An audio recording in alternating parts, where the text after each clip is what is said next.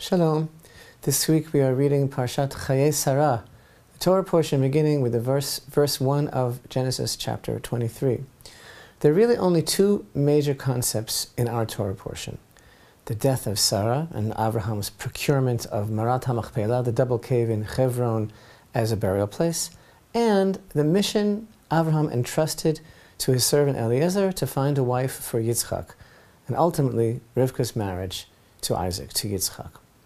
But a major theme that emerges from these things is the concept of the true significance of the life cycle, and particularly the true meaning of old age, according to Torah, and the perpetuation of the generations. How do we feel about old age? How do you feel about it? Some people celebrate it, and some people, maybe who face its onset, cringe at the thought and do everything in their power to disguise it or outright deny it. This parsha is called Chayei Sara, which literally means the life of Sarah. That's the name of this portion of the Torah. Yet with these verses, we are introduced to her death. In fact, the parsha has nothing at all to do with her life. It's all about her death. Here's how the parsha begins. We begin reading. And the life of Sarah was 100 years and 20 years and 7 years. These were the years of the life of Sarah. And Sarah died in Kiryat Arba, which is Hebron, in the land of Canaan. And Avraham came to eulogize Sarah, to cry over Sarah and to eulogize her. And Avraham arose from before his dead, and he spoke to the sons of Chet, saying, I am a stranger and an inhabitant with you. Give me a burial property with you, so that I may bury my dead from before me. You know, there's an important and really fascinating idea, a principle, in Torah study, that the first time something is mentioned in the Torah is the main teaching on this subject, on this thing, from where we derive our deepest understanding about it. All its secrets are found in the very first appearance, the very first mention of a concept. Now, there are a number of such precedents, such first-time mentions in this week's Torah portion.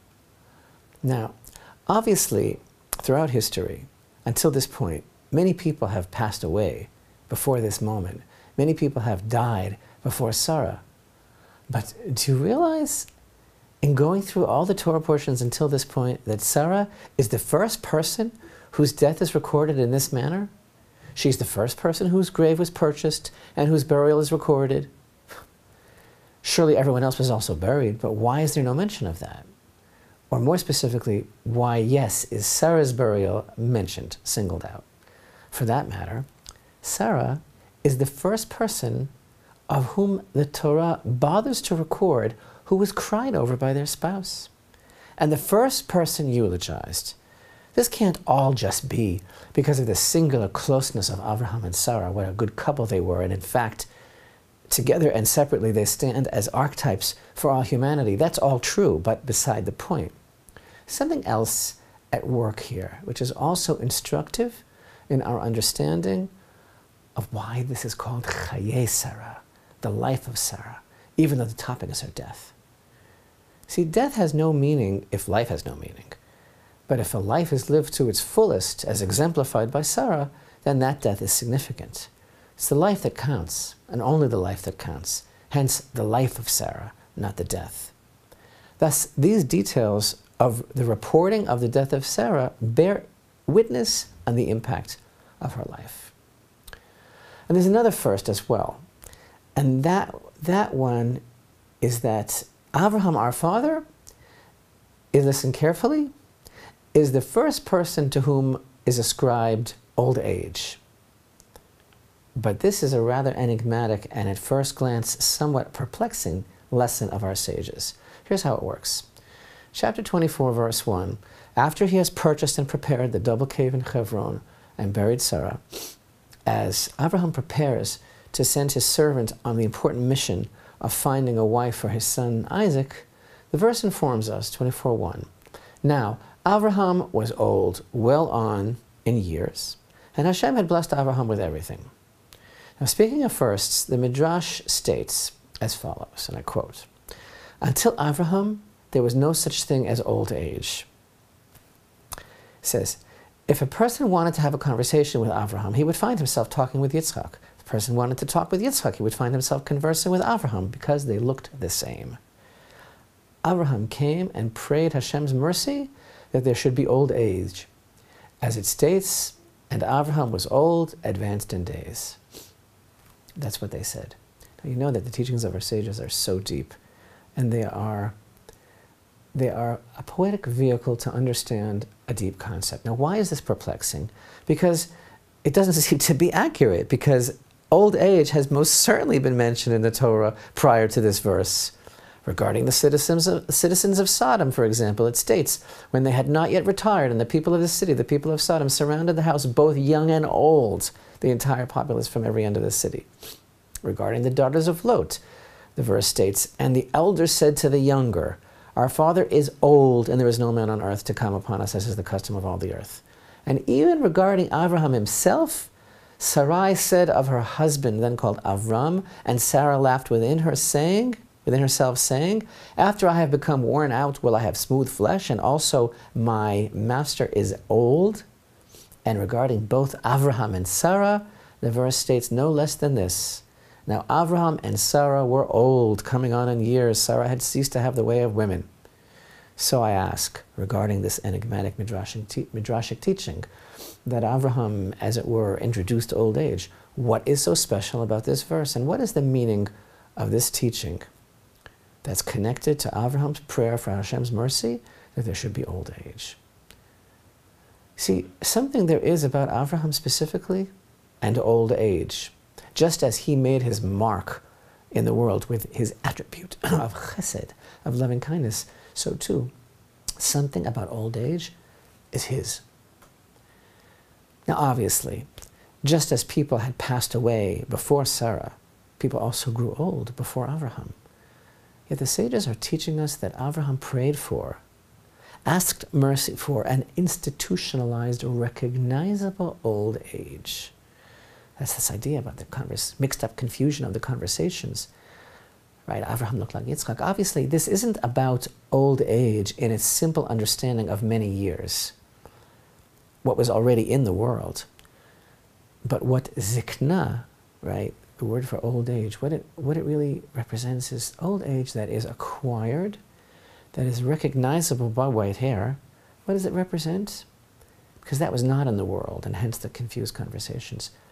And for this, Avraham interceded for Hashem's mercy, for old age to be recognized. And here's what the great Maharal explains. The Torah's idea of old age is identified with a person who has acquired understanding and wisdom. And he says, as physical strength wanes, mental capacity increases, but until Avraham's time, the generations were missing wisdom. Why? Because they did not recognize the Creator. And that recognition is the true source of wisdom. And therefore, their understanding and intelligence was suspended in a type of immature state. And therefore, although people certainly grew old, they did not achieve zikna, old age, the crown, if you would, of old age. But Avraham's mission was concerned with bringing the world to recognize the Creator and thus to be free from the constraints of mental immaturity and rise to the level of true and lasting intelligence as represented by the perfection of old age.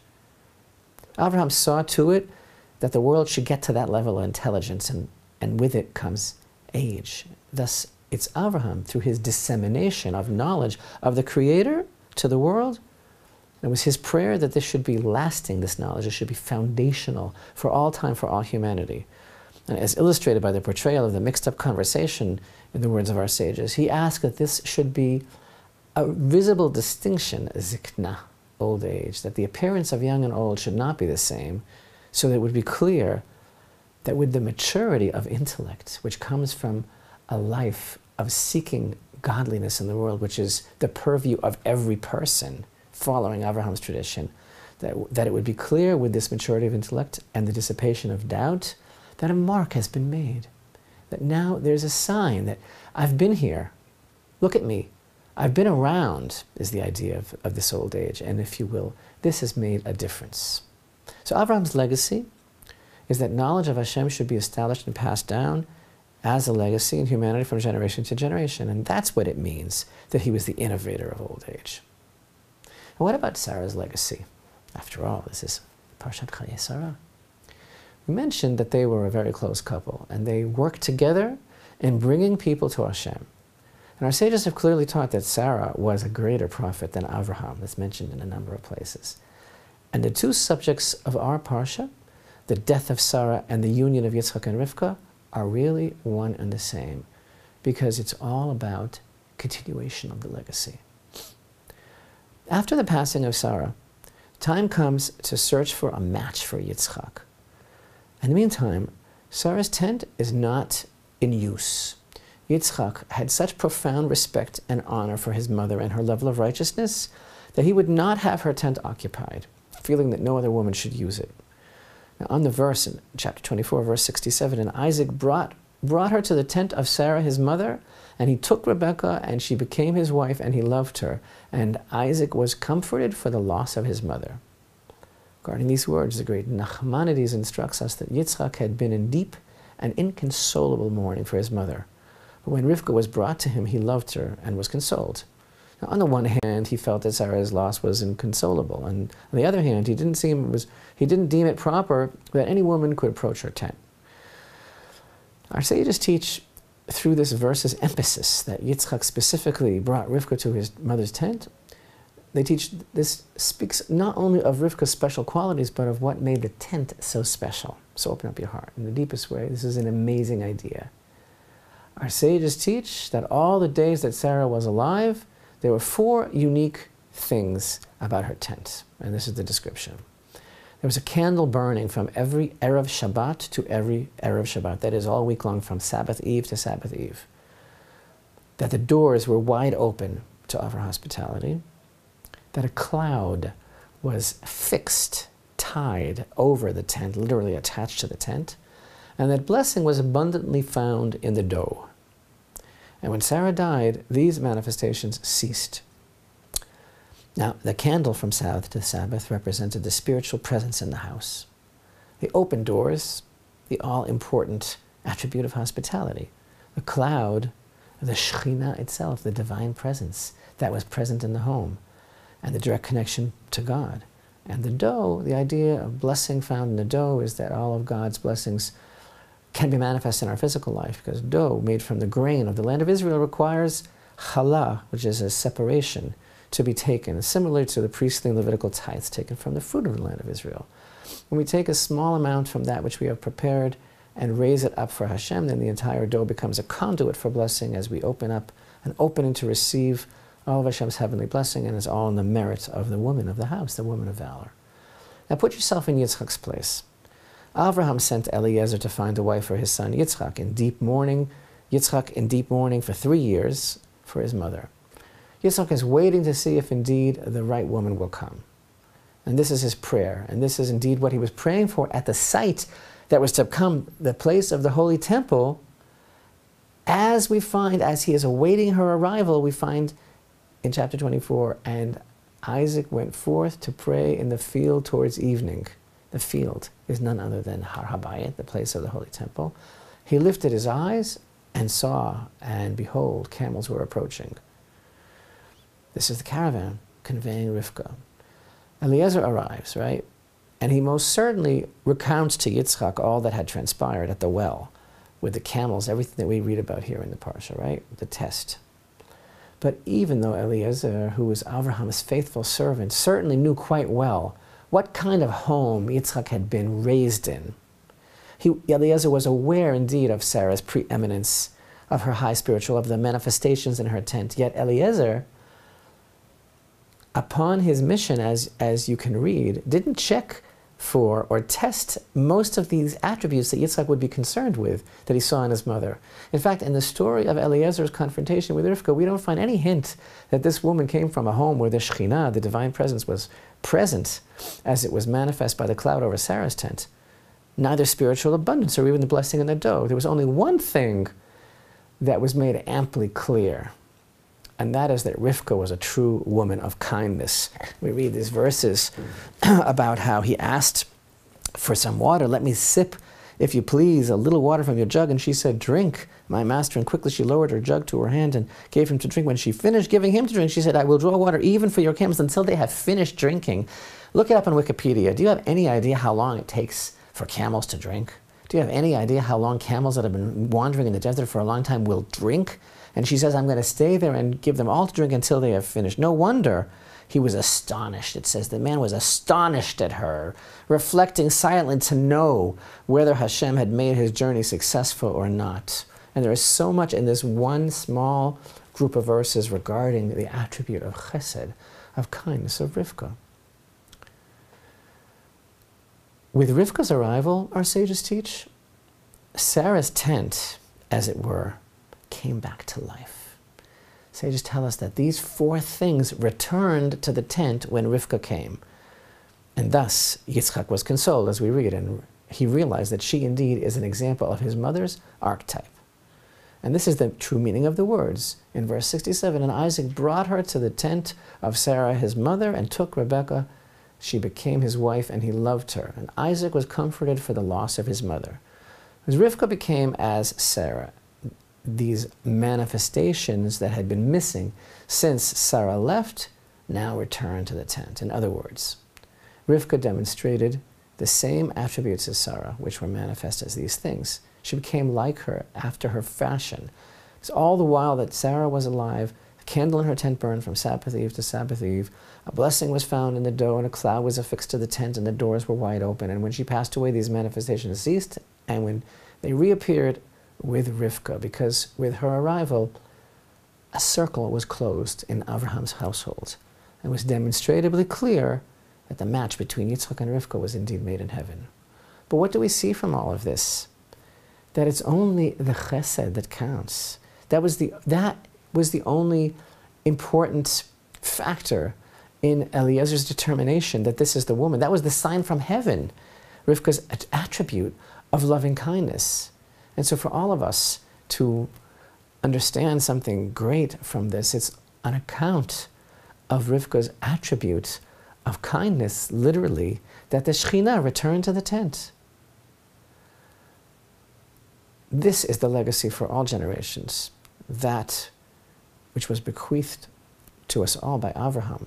The knowledge of God that brings intellectual maturity has an acid test in addition to white hair. Just as Avraham and Sarah changed the world for all time through acts of loving kindness, just as Rivka followed suit and took up her role and thus closed the circle, so too, even today, the divine presence, the Shekhinah, is manifest on all those who seek out and pursue acts of loving kindness, the proof positive of the acquisition of true wisdom.